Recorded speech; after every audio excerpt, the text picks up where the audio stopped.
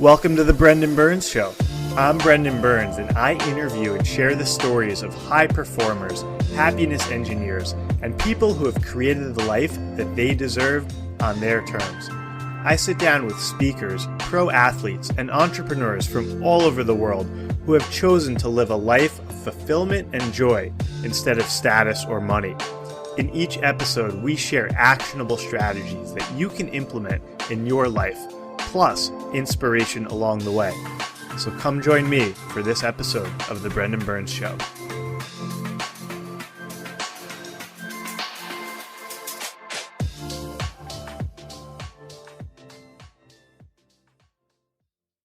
Hello, ladies and gentlemen, and welcome to another episode of The Brendan Burns Show. Joining me today from Miami, Florida is Ben Stein, who is joining us on his 40th birthday. Happy birthday, Ben, by the way.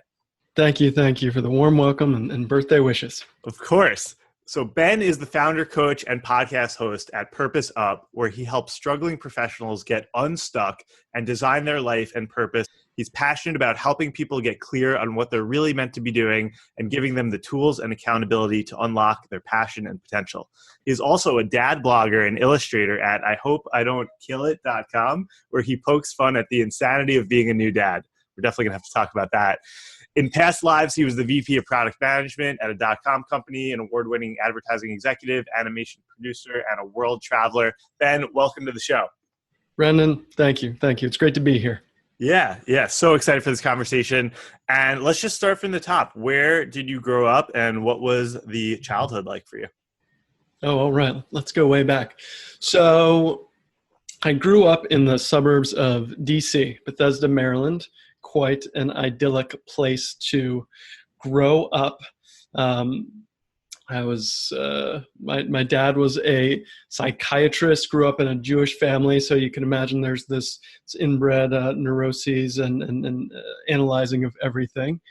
It's funny. My wife posted an Instagram story today saying that you've come a long way, and there's a picture of me from my bar mitzvah where I'm a chubby boy with huge glasses that are in vogue now, and kind of a banker suit, and it's pretty embarrassing, but it's pretty funny at the same time. So, my memories from my childhood are both very fond, hanging out with two older sisters, left to our own devices, running around, watching a lot of television, but also like being a chubby youngster. This was, I guess, before nutrition was really important. And also struggling with that growing up, was kind of like the darker side of the childhood, if that makes sense. Got it. And, we connected because I think we're both really passionate about helping people with compulsive behavior, addiction, and things like that. And I think we've both been through that journey in our own lives. And I can certainly trace things that happened to me in my upbringing, thinking about low self-confidence, being neglected, abandoned, stuff like that. So for you, it sounds like there was like a weight issue, self-confidence, anything else that you can really point to in your earlier life that may have led to getting into compulsivity later on in life? Yeah, definitely. So I had an interesting dynamic with my parents, with a kind of psychiatrist dad who was very gifted at helping patients. And then I also had depression with my mom. So it created this like interesting dynamic at home. So, she was suffering, and he was out there kind of helping the world, but there was like this disconnect at home.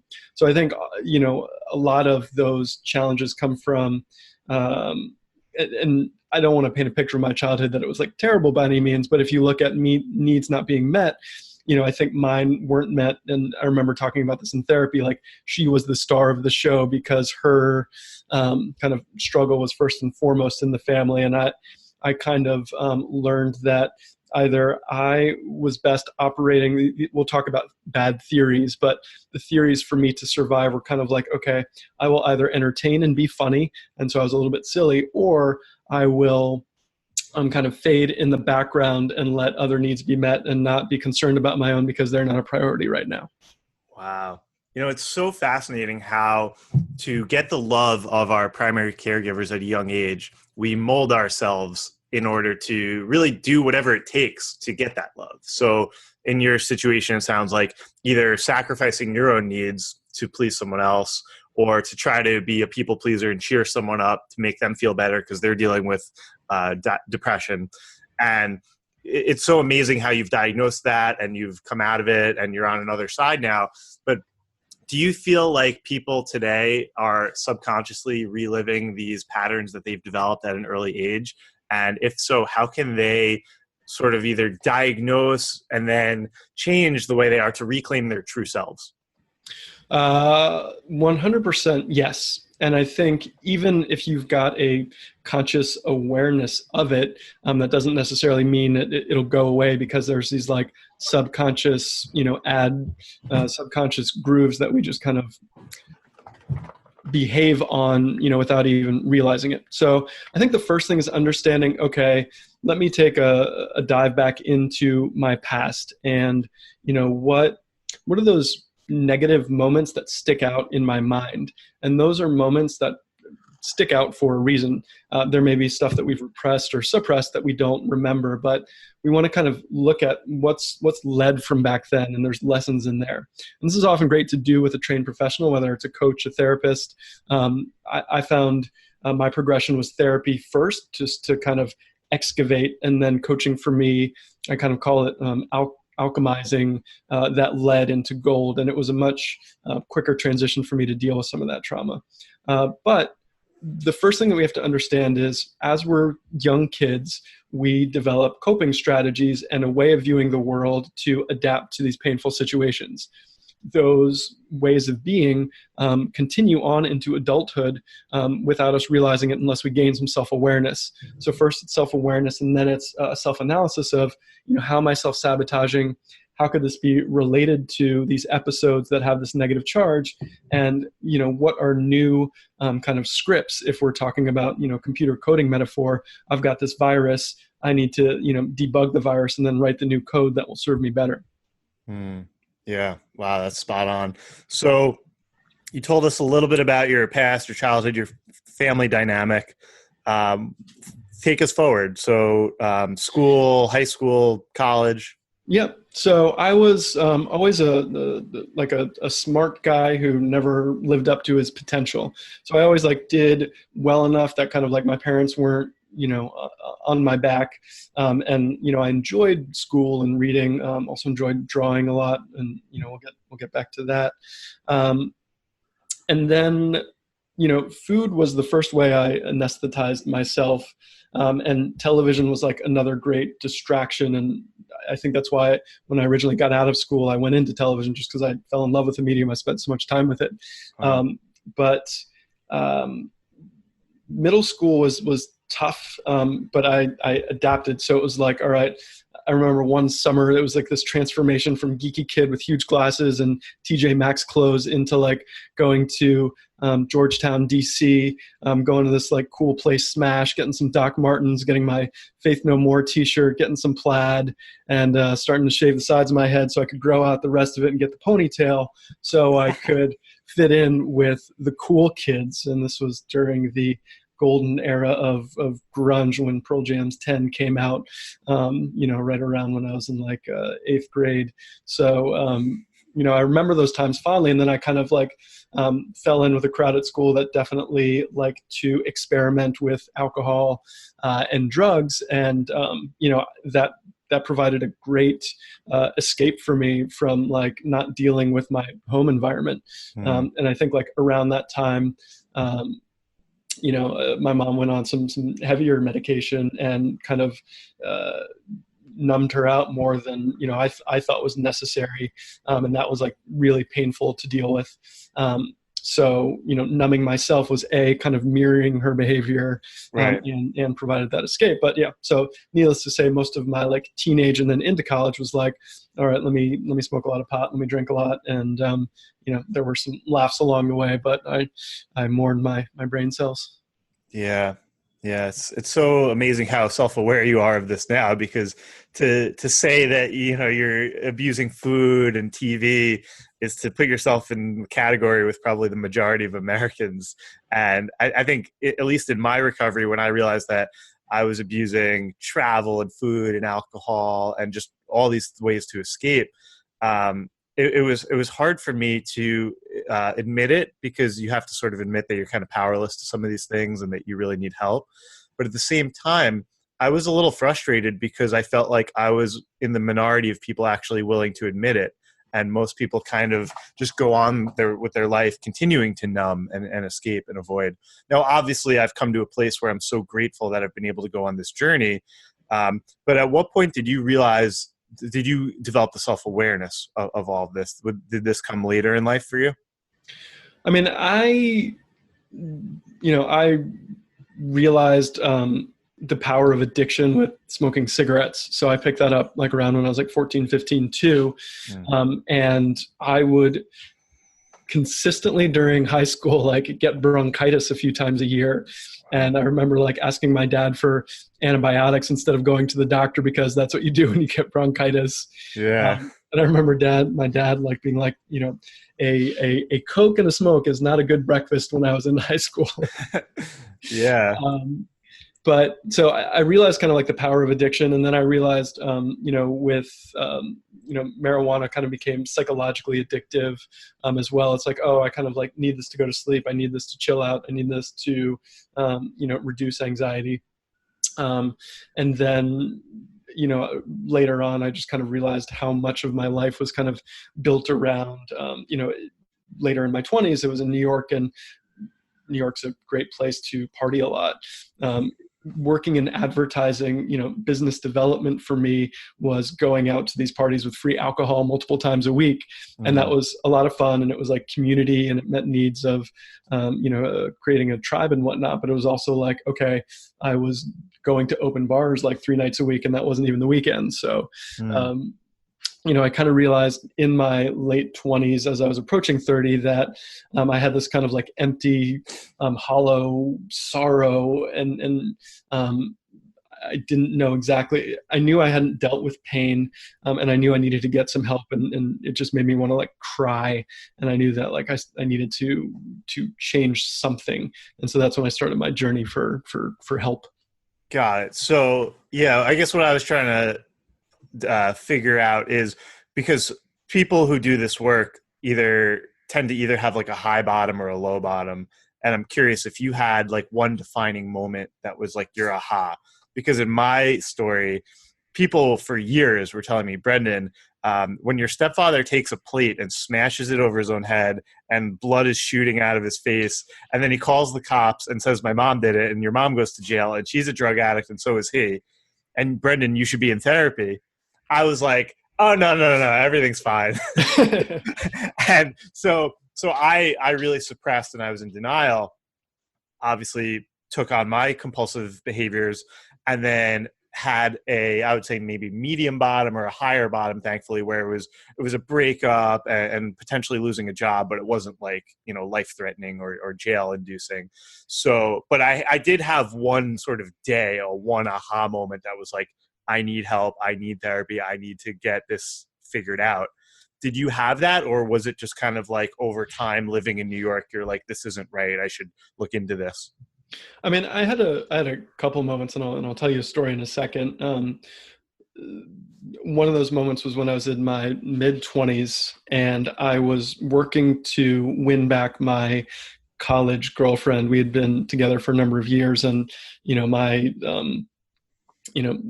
smoking weed was an issue in our relationship. So, after college, we broke up. And so a few years later, wanted to get back together with her. Things were going well. And, she was in medical school and I was in New York. So we were both in the same area. And I wanted to kind of convince her I had everything back together. And a couple dates in, we're back at my apartment. And she's going to sleep over. I was using weed every night to like go to sleep. And I knew that smoking weed would be an issue with her.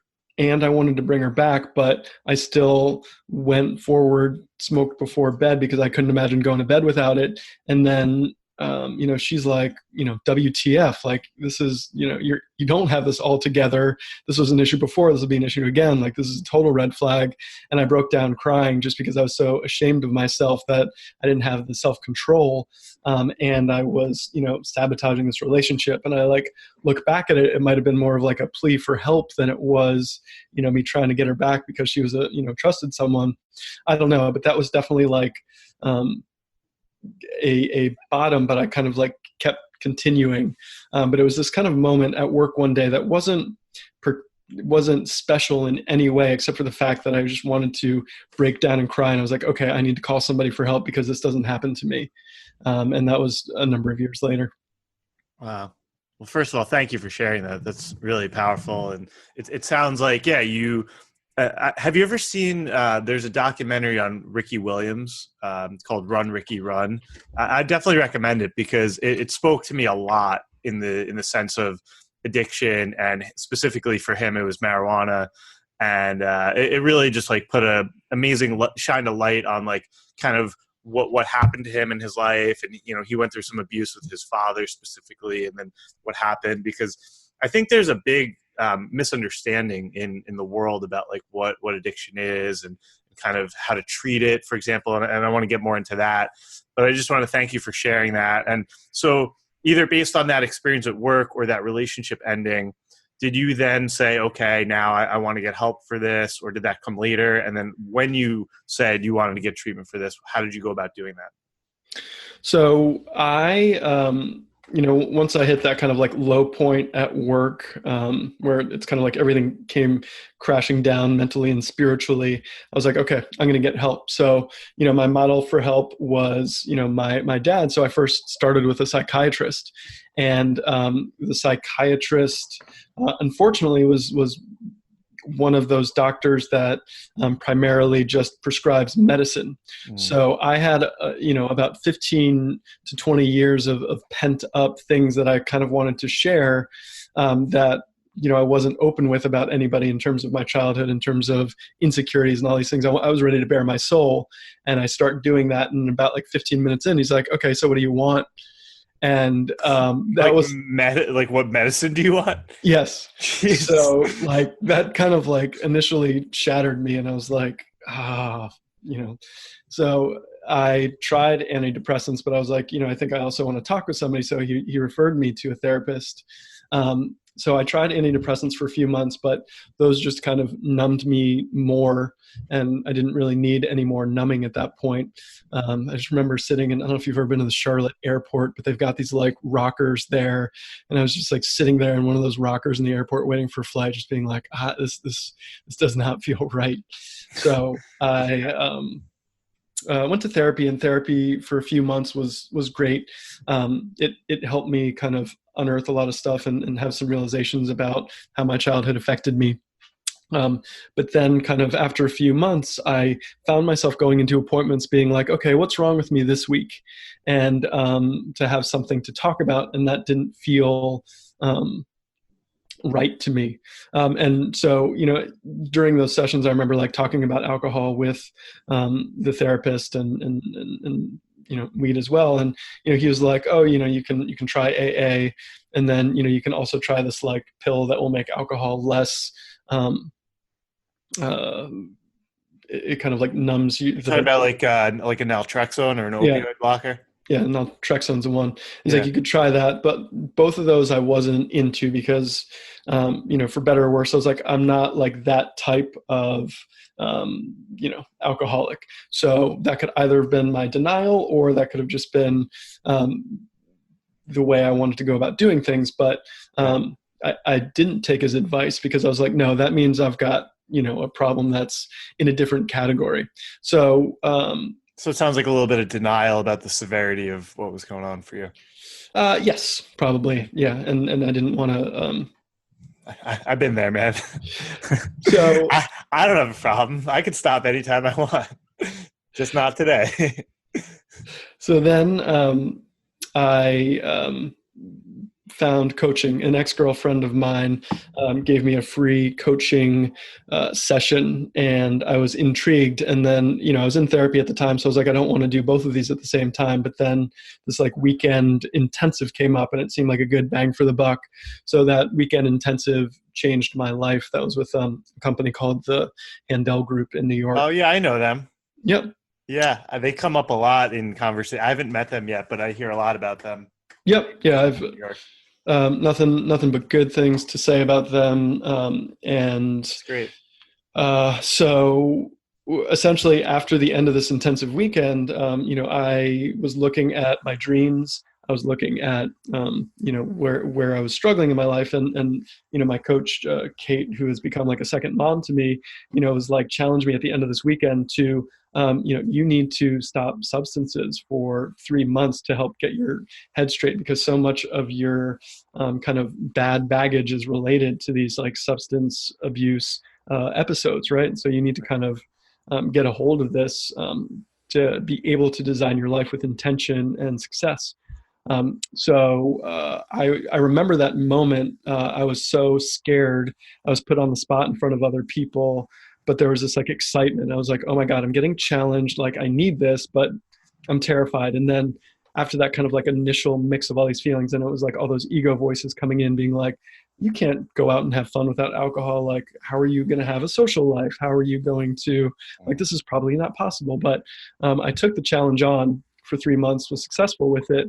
And meanwhile, I was working with a coach, being held accountable, and their methodology is putting consequences in place. So, if you mess up in this, then you have to pay a consequence. And I think mine was like a severe one, like paying $500 to a political party I didn't like, as like a stick against that. So I actually felt so good. I extended it over a year. And just the amount I accomplished in that year, and the changes I had, like I was able to like deal with my emotions, negative emotions. I wrote and shot a television pilot with some friends. I improved my relationships immensely, and then I started coaching training because I realized how transformative it was. And then I eventually planned my trip around the world, because that was a long time dream. And I was like, if I'm going to be a life coach, I got to be able to live out a dream. So let's do this. That's awesome. I definitely want to talk travel in a minute, because I love traveling too. And that was a big part of my journey.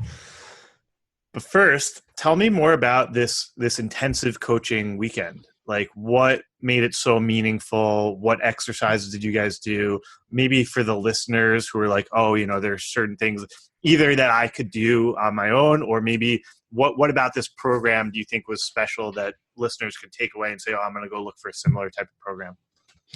So I think there's some things that people can do on their own, and there's some things I recommend professional help for. Sure. So I think the first thing that anyone can do, and is common across many coaching paradigms, is getting clear on your vision for what you want. Many times when we're in a state that's not ideal, we're focusing on what we don't want. And with that, we filter the world through that focus, and we attract more of that. So you have to, instead of just being successful, you have to get specific about it, and you have to use your imagination, and you have to put it in the present tense, and you have to imbue it with emotion and all the sensory language. So when you get a vision like that inspires you, and that you like maybe read every day, you write down every day, it gets ingrained in your subconscious. And then you kind of like activate the power of your subconscious to solve problems to get you towards that goal. So creating visions, and they've got many different areas of life, but just some examples are your career, spirituality, relationship with a significant other, relationship with self-care, and there's many others to make these different areas of your life beautiful in the language that they describe it. I think the other thing is like a space like that where you're sharing and vulnerable with other people makes you realize the power of common humanity, that we all have these deep, dark secrets that we want to hide, and that if we share them with people will make us unlovable. But the flip side of that is when we share that in a space that's safe, we release so much like emotional baggage, and we realize that we all are dealing with stuff, and that it's okay, and that as long as you're open about it, you can make progress. But if you're stuffing it down, you're just going to kind of continue those behaviors, those numbing behaviors. So yeah, I don't know if that answers your question. It absolutely does. And just in terms of that being vulnerable, I think that's really kind of a core element to recovery, is being able to open up and see what's kind of inside. Because at least in my experience and from what I've seen from my clients and other people I talk to, addiction, compulsive behavior, just doing stuff that isn't at the core of who we are tends to be masking and covering up pain. Right. And the pain is inside of us, and we stuff it down, but the pain is still there. So then we have to do something to numb it out so we don't feel it, because it's really painful. And the answer is to just kind of open it up and let it all, feel it, process it, and let it all out. And I think being vulnerable and being willing to take that risk to do that is kind of the core of it. So it sounds like you found a situation or an environment where you felt safe enough to open up, and you had people guiding you through this process of how to feel and how to process. And if you could just share a little bit more, either from that weekend, your work with the Handle Group, coaching, or just kind of what you do now, any strategies that you would be able to share in terms of how you connect with your emotions and your pain on a regular basis, so you can let it go so it doesn't stack and then cause you to go to those old behaviors? Sure. So I think, yeah, and this is something that, I just interviewed you for an interview series called Done Doing That. That's over now, but I interviewed 24 experts around addiction to help people be done doing that. So my mind is kind of totally in the zone. So I'll first start about kind of my personal practices that help me deal with pain. So I think first is getting a hold of your inner dialogue. So I like to call them ego voices. The way that you talk to yourself, and understanding, like when you start meditating, the fact that you are not your thoughts. They're kind of, many of your thoughts are generated from a place in your brain that is solving problems, and many of the problems that it's solving are low-level problems that don't necessarily serve your higher self. So there's the inner critic that says, don't do that Facebook Live, you will look like an idiot and make a fool of yourself. That's trying to keep me safe in this like tribe mentality, right?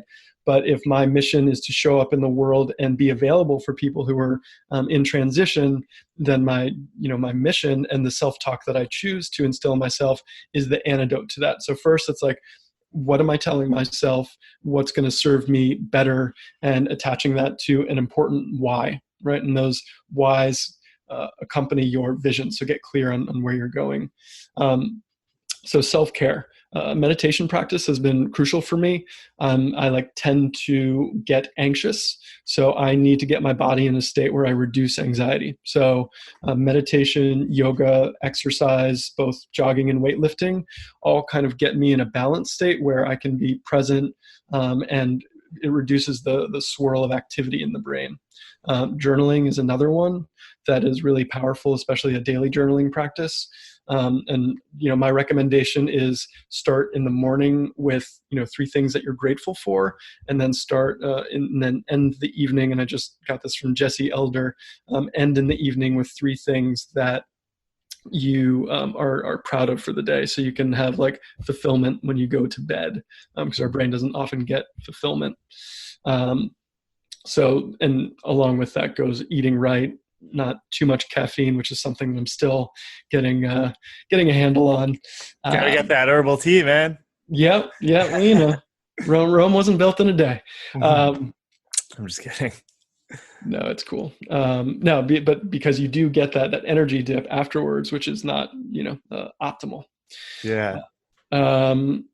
So I think that that's where I start. And then an important piece is self-compassion. So once you're able to recognize those voices, if you do something stupid, a lot of the times you'll be like, I can't believe that, you idiot, right? Like we've internalized this like bad voice. We need to have self-compassion. And for me, what that looks like, and the way I've heard this guy, Stephen Palmer, describe it is imagining yourself as a little child and giving that child a hug. And you want to nurture that inner child who's in pain instead of abusing it, and having a practice of that. So if you do mess up, just being like, I still love you, and it's not a big deal. And that's kind of important. And especially when you're in that zone of I'm not good enough or I don't deserve that, telling yourself I am and I do. So you need to be able to catch yourself in that mental chatter, and that's a huge part of the game. That's awesome. I was actually just typing that up because I want to add that to the show notes as a pull quote.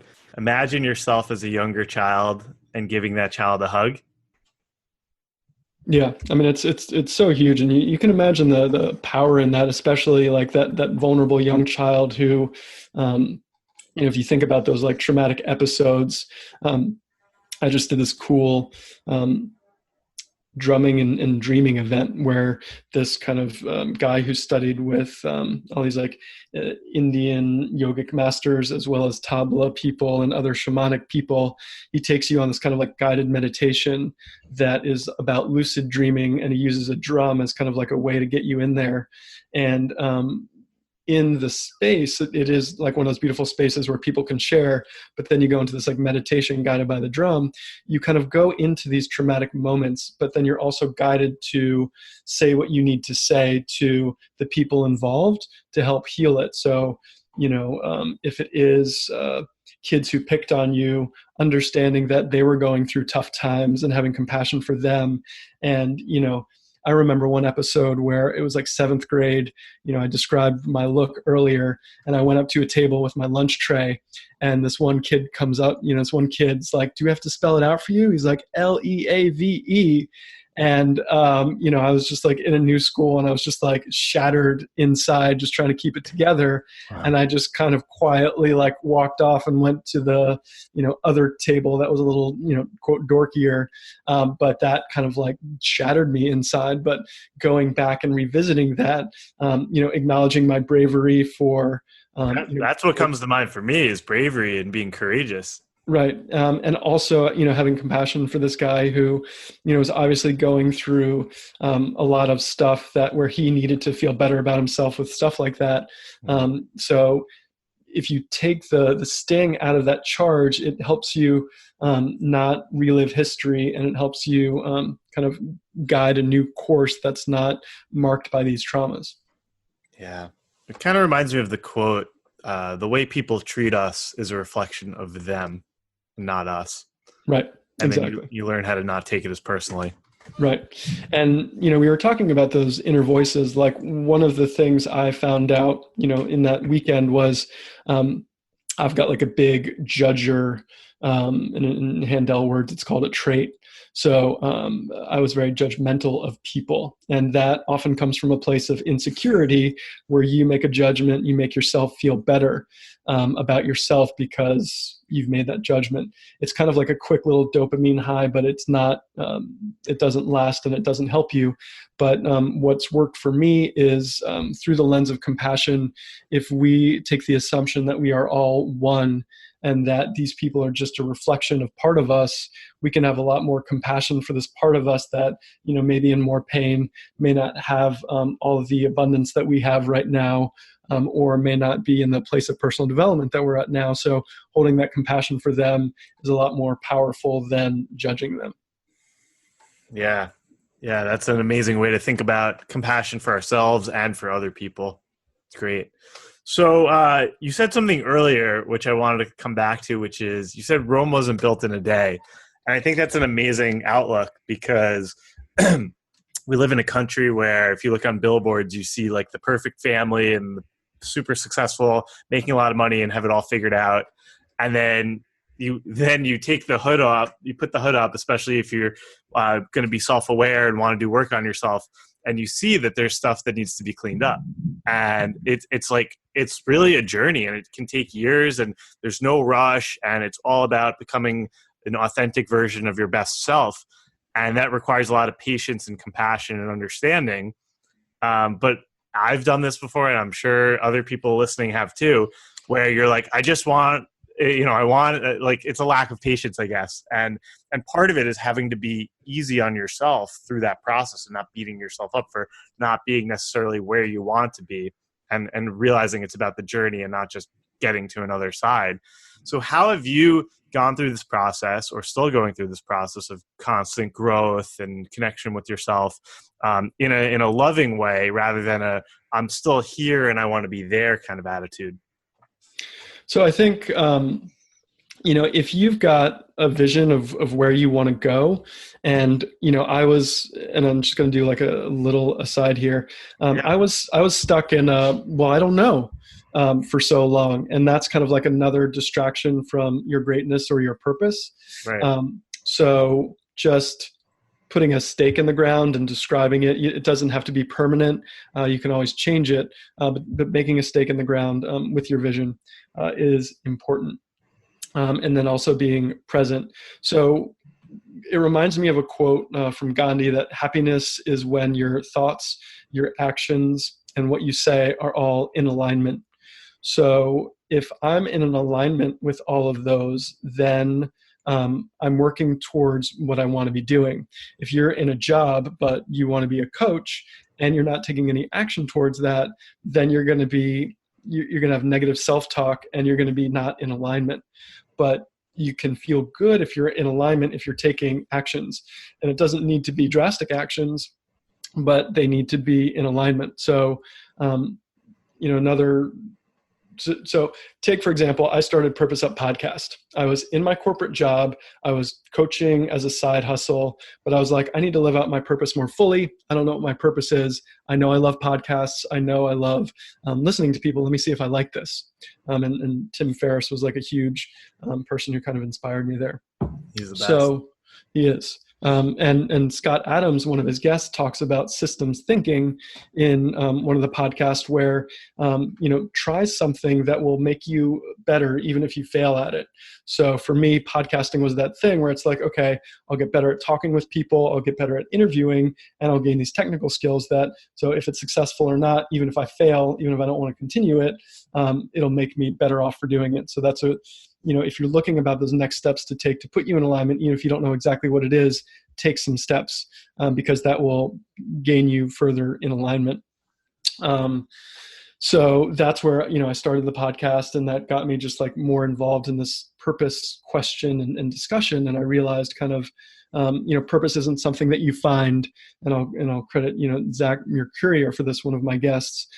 It's something that you are in the present moment. My purpose right now is to be present with you and serve the audience as much as I can. But it's also about serving others and taking action and being in tune with your intuition to see what's next. So that is, an important part of purpose I learned. So when you take action, I really believe that the universe conspires to help you take those next steps. And you don't need to figure it all out right away, but by taking those actions that are in a direction where you want to go, the path will unfold. That's powerful. So you did this speaker series where you talked to over 20 people who are experts in the field. You were very knowledgeable going into it. We spoke before you started it, and it's clear that you had amazing tools and experience and have gone through a lot of powerful transformation. But then you spoke to all the experts out there. So what did you learn that you maybe didn't know, or what were kind of the big takeaways of getting out there and in a short period of time talking to a lot of people who are very experienced and have their own powerful stories and journeys to share? I learned a lot. And, as I think about some of the highlights, one, how powerful early trauma is in creating those bad scripts that operate us, and that we need to be vigilant about rewriting those. And, I suggest working with a professional or reading more about that in terms of reprogramming yourself.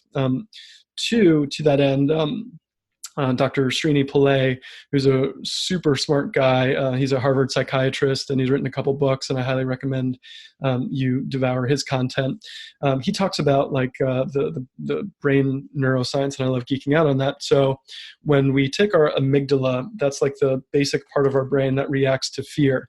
Yeah. It also reacts to hope. And hope is the antidote to fear. Fear is something that I struggled with a lot, that kept me in inaction, and it kept me in vagueness. And inaction and vagueness in your thinking is a recipe for stagnation and frustration and numbing.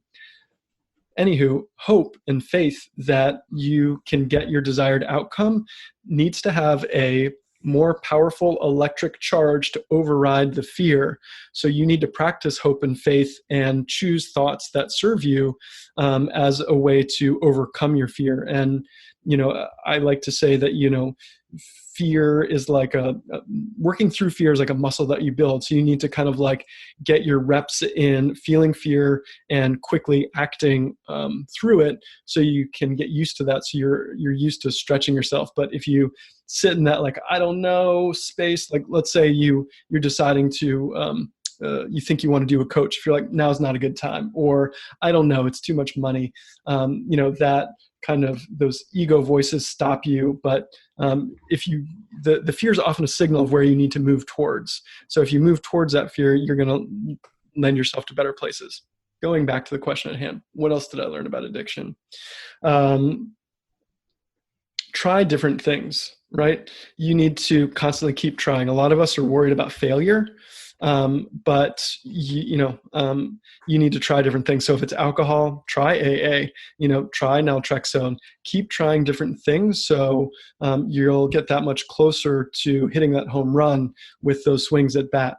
And don't worry about, if you don't beat yourself up, have compassion that you're trying, and don't beat yourself up if you fail. Holding that vision for yourself about why you need to get rid of this bad habit is super important, kind of like at a selfish level.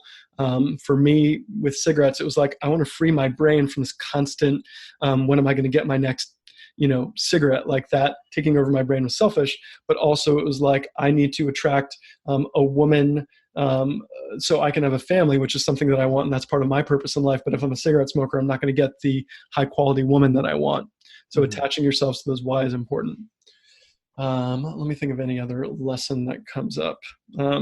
Support is huge. So it's real tough to do it on your own, and support is what you need. And you need people that will speak to your highest self. Like, you don't want support from your friends that are doing the stuff that you don't want to be doing. You need to find new groups to associate with so you can change those patterns. That's a really good point, because I've had people come to me, and I went through this process myself a couple of years ago, where I realized I wanted to make changes in my life. I realized that most of the people I was hanging out with did the same stuff that I was trying to stop, but had no interest in stopping. So I was like, okay, politely exit myself from some situations and friend groups. But before I bridged that gap and I was able to like replace that, there was a time period where I felt lonely and I didn't have a lot of connection with like-minded people, because building intimate friendships takes time. And I'm curious what that transition was like in your life, finding more like-minded people to surround yourself with and get support from. And if someone came to you and asked, because I know there are listeners out there, they've asked me personally, they said, Brendan, it's so amazing how you've told me to sort of shift who I spend time with, but I had terrible friends. I don't have good ones yet. Like, do I hang out with them until I find the new ones? How do I find good people? Like, what was your process, and what advice do you have on that? So my process, I have a lot of love for my old friends, and I wouldn't say that they, I would kind of revert to my old self. It's not like I'm blaming them for my behavior. It was just kind of like hanging out with them was an excuse for me to not be my best self. Right. So like one strategy was changing the contexts in which we hung out. So for example, like one of my good buddies, instead of like hanging out in the evening as much, we would go work out together, and kind of change the context there. And that was, helpful. And then, I eat plant-based. So then I was like, okay, let's go to this like plant-based restaurant afterwards, because he was a big food guy and this was like a great place. So that's one example. I think like your listeners are doing now, hanging out in podcasts that give you that good mental juice and those ideas is like another way of kind of virtual friendships. And there's cool men's groups out there like the Mankind Project, for example. There's women's groups as well. Find groups that you can find yourself in. So like this drumming and dreaming thing, I like loved this guy Fernando who ran it. So I was like, okay, I'm going to get him as an interview for my podcast because I want to learn more, and I can provide value for other people that can go on this like crazy wild trip. And I'm going to go to his like next event. So finding people that inspire you, and you don't necessarily need to be like, let's hang out this Friday, but like finding out those kind of like circles of where you want to be your best self is a good way. And then you can find like-minded people there. And then it's kind of like dating. And I'm kind of, just new to Miami. That's kind of like on my agenda is like, okay, how can I really make new friends in a meaningful way? And it's deliberate, and it's a weird process, especially as a 40-year-old dude. But now it's like, okay, I've got a kid, so who are we going to meet at the park, and what contexts are healthy that make sense for trading information and providing camaraderie. Yeah, it reminds me of that movie I Love You Man with Paul Rudd and Jason Segel, where he's been in this relationship forever and he doesn't have a best man for his wedding, so he needs to go out and make male friends. And he goes up to this guy and asks him out to dinner, and then the guy tries to kiss him at the end of the dinner, and he's like, dating for friends. But no, that's fantastic. And I really just want to acknowledge you for making such a great point about you found that guy, Fernando, who you really resonated with. And why let it end with one drumming meditation? Like when you find people you really love and connect with and can really help you, and maybe you could even help them, and it's a two-way street, like get in touch with them. And that's what I've done. Like 2 of the 3 coaches that I've worked with on a longer term basis, I found their books and I loved their books, and then I wrote them and I got on the phone with them. Actually, all 3 really. The third one doesn't have a book, but he has an amazing blog. And I contacted him and I said, "Hey man, what's your deal? Like you're a rock star and you have such amazing strategies." And he's like, "Oh, thanks so much. Well, I by the way, I do coaching and love to offer you a free session. Just get on the phone." And I've been working with him for probably almost a year now. So that's great advice. Like find who you resonate with, get them on your podcast, ask for a coffee, see what kind of programs they offer. Right. Yeah. And I think, highlight a point you make is figure out how you can be generous with them. So, one of the points I wanted to talk on was generosity. So, with this guy, Fernando, I'm like, oh, this URL would be great for his thing. Let me see if it's available. So, I'm going to actually, gift him a URL, which is like, relatively small investment, but, will probably like touch him, and, he may appreciate it, he may not, but he'll appreciate the gesture, figuring out how you can be generous and serve others, just because I come from that tech background and I feel like URLs are important. And, that also goes back to being generous with yourself. So to reiterate the self-compassion, but also giving yourself time to take care of yourself allows you to be generous with other people, and taking that mindset of, how can I be generous without the what's in it for me. There's a great book called The Go-Giver, which I highly recommend people read. That is a great primer on generosity. Wow, that's great. I've really done a lot of self-work on both learning how to give and receive. And because in my past, I didn't get gifts, and I guess I didn't give gifts either. And so the whole process was actually pretty emotionally overwhelming to me. Like I remember going to India, and my grandma was like wanted these bangles, these like bracelets, and she was like, get me some. And I probably would not have gotten her any had I not been with really good, generous, warm Indian hosts who took me to the store, and we bought like a whole sleeve. So I had enough for probably 10 people. And I get back to the US and I give them to my grandma, and that's fine. But then I was like meeting with someone else later that day and I'd be like, oh, I think she would really like these. She's into jewelry. It'd be a nice gift for this female friend of mine. And I was like so hesitant and nervous to give them to her, and I didn't want to, and I was emotionally uncomfortable. And then when I gave them to her, she was so happy and kind towards me and thankful. And I said something like, oh, like I didn't get them for you. I just like had extras. And I was like, obviously took a lot away from like her reception of it. I'm curious, like, why do you think that I had that hesitancy or shame or discomfort with giving? I've now overcome that to a large degree, but I'm curious, like, where do you think that stems from, and how can people more comfortably and warmly both give and receive gifts, or even to take it to the next step, give and receive love? I mean, I would assume that it would have to do with that, whatever scripts you created around gifting when you were younger, right? So let's just say, for argument's sake, you didn't really receive gifts regularly, and maybe you noticed people around you receiving them, and that hurt you and made you feel unlovable, right? So then you're like, okay, I need to build up this wall of defense around this unlovableness around gifts. So if I'm not going to receive them, I'm not going to give them out, because that's not how the world works. So it's just probably like a theory you made to, kind of mask some of that hurt around not receiving. Yeah. And I love exactly what you said, because not only is that spot on, but that type of framework, if you're listening or watching this, take that framework that Ben just shared, and you can really apply that to anything in your life. What's the story? What's the script? What's your mind saying? And how can you rewrite your story, or how can you change it? Because that doesn't have to control us and hold us back, right? Definitely. Yeah. I mean, like, what would generosity look like? And, in terms of imagining things, it's like, okay, what are the specifics? Where can I be generous in my life? Could I, there's the example of, paying for the person's coffee in front of you in Starbucks without, letting them know who did it, for example. Or, what could you do for one of your parents, just to show them that you love them outside of, a holiday or something. So get specific with your imagination, write stuff down, commit to it, and you'll see magic happen. I love that. Man, Ben, this has been such a blast. Before we wrap up with where people can find you and get in touch and learn more about you and what you offer, what would you say in kind of closing to this amazing conversation we've had, if you had to summarize kind of like a key takeaway that if the listeners just did one thing that you asked of them, what would you recommend for them? So I'll actually go through a list just to kind of give some quick bullet points. So Great. Learn self-compassion, practice it, hug yourself.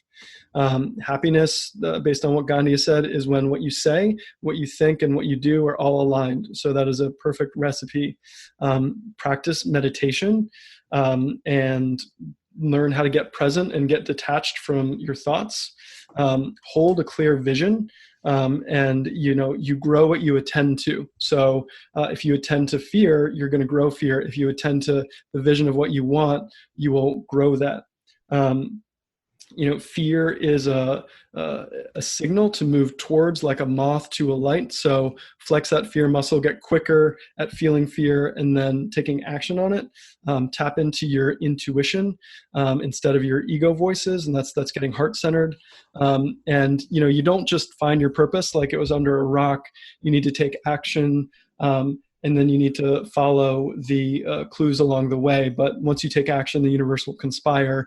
Beautiful things will happen. So those are my parting words. That's amazing. And my last question is, what's your favorite dinosaur, dessert, and city in the world?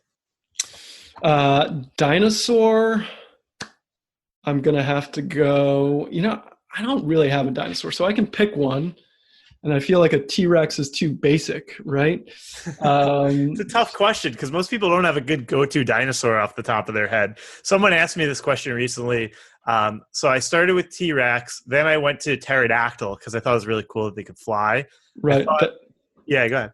So yeah, I'm going to go with the Brontosaurus because I believe that they're plant-based. And I like to espouse a plant-based lifestyle, even if it's mostly plant-based. And they're gentle giants. as far as I know. Favorite dessert?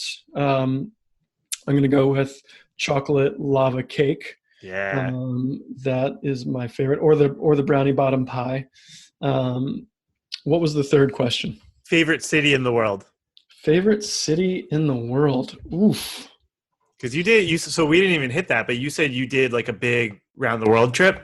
Yep. I don't know if you want to get into it or if we're out of time. Yeah, let's just do like what's like the 1 minute version? Like what were the big places you hit? And then I guess if we could also squeeze in what was like sort of the life reflection. Cool. So I'll go through a list. So it was amazing. I started with Kilimanjaro. Nice. And Tanzania is great.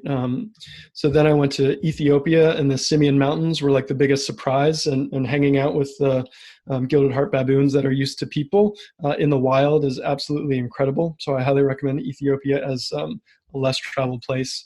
There was Turkey, India, Nepal, Thailand, Cambodia. I really want to go back to Nepal. I did Everest Base Camp, and that was epic. Mm. And I want to do like the Annapurna circuit and more hiking around there. I didn't know, but my happy place is walking for days on end in a beautiful mountain scenery, just because it's epic. And you can just get away from technology and concerns of the world. One of the things that I learned was I was in India, and I was in Varanasi, which is a very holy city, and I was going to spend the day not doing anything and just go hang out along the river and then see what happened. And my intention was to figure out what to do next with my life. And I didn't figure out what I was going to do next in my life, but first a baby goat came up to me, and I literally started playing with this baby goat and like having fun with the baby goat. And this is probably even before baby goats were as cool as they are now, but it was just like so much fun. Then I was like further down the river one day, and there was this guy I met in Cambodia, and I just saw him walking by, and I was like, "Oh, what's up, dude?" And we like caught up, and he was there taking tabla lessons. So like we hang out. And then these like Indian holy men, I believe they're called sadhus, sadhus or badhus, I think it's sadhus, come up, and we like start talking with them and having tea and just like learning from them. Had a great time. I didn't figure out what I was going to do, but the lesson that I took away from it is that, you know, if I'm kind of present and just let life unfold, like magic will happen. So that was kind of like that, the lesson from that day. So favorite city in the world. I mean, I'm going to have to go with New York. I was there. That's right. I was there for so long, and it formed a lot of my experience, and it's got crazy energy. I'm glad to be away from the energy right at the moment, but yeah, it's an incredible city to meet people, collaborate, and it's got such a hustle to it. That's awesome. Well, Ben, this has been a real pleasure. I've learned a ton. I'm sure listeners have too. And before we do the link share, I just want to say, like, I really want to acknowledge you for the work that you've done on yourself and what you're now sharing with the world, because I think people who have pasts similar to ours, or even if they don't, so many people wind up in this numbing place where it's alcohol, food, gambling, whatever. I find that most people have something that's either that they're doing, but more importantly, it's not about the compulsive behavior. It's about the fact that it's holding them back from being their best version of themselves. And I just want to acknowledge you for doing the work, which can be painful, to tap into the best version of yourself, which has now turned into you sharing this amazing message with the world. So I want to thank you for that. Yeah, and right back at you. The light in me acknowledges the light in you. So, you know, and that's one of the to borrow from a coach I had, Julian Gordon, who borrowed this from somebody else. It's like my mission right now is to light lighthouses, and you know, I just want more people to be activated in a world that they're inspired by, because that'll make this world a better place. Yeah, couldn't have said it better myself. So in closing, where can people find you online, on Instagram, your products, your programs? How can people get in touch? Cool. So main site, purposeup.com. It's kind of as it sounds, purposeup.com. That's where you can find the podcast. And that's where you can also find out a little bit more about coaching with me. And I hope I don't kill it.com. That's my dad blog. It's a little bit more lighthearted and fun. And one little aside, Purpose is also about finding places of flow. Flow for me was about drawing as I was a kid. So if you pick up some of those old things, I didn't know it was going to turn into a dad blog, but it did. So that's just a little aside about I hope I don't kill it.com. And Instagram is I am Ben Stein. So that's where you can find me. Awesome. Well, Ben, I'm just dropping these in my private Facebook group right now for people to see. I'll add it all to the show notes. Thank you so much again for coming on the show, and let's definitely stay in touch. Yeah, it was my pleasure, and appreciate you sharing all this good stuff with the world. So thank you for having me. The world. So thank you for having me. The world. So thank you for having me. The world. So thank you for having me.